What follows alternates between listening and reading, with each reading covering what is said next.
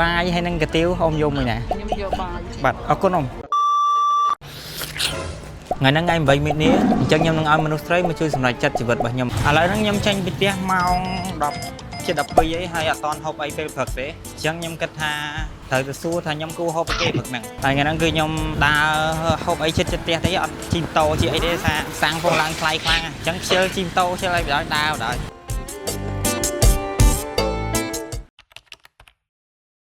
អ៊ំយកទឹកសុទ្ធដបតូចមកដបសុំស៊ូមួយបាយហើយនឹងកាទៀវអ៊ំយកមួយណាខ្ញុំយកបាយបាទអរគុណអ៊ំឥ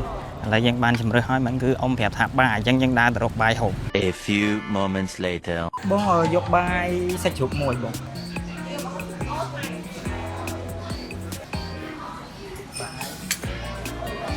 ទី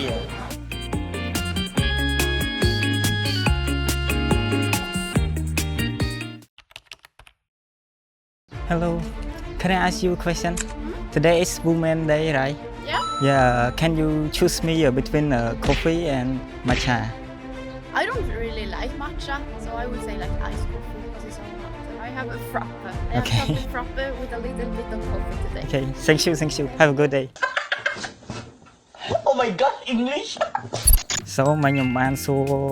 បរទេសម្នាក់ដែលគាត់ជាមនុស្សស្រីអញ្ចឹងគាត់ថាគាត់ចូលចិត្តម៉ាឆាទេគាត់ឲ្យខ្ញុំផឹកកាហ្វេអញ្ចឹងកាហ្វេវាត្រូវអីដែលខ្ញុំចូលចិត្តហ្មងអញ្ចឹងគឺអែម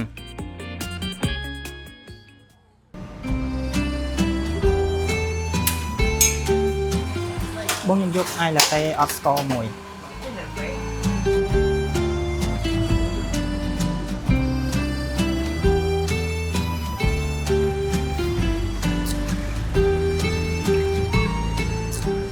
អញ្ចឹងសម្រាប់ថាថ្ងៃហ្នឹងគឺបានបញ្ចប់ហើយ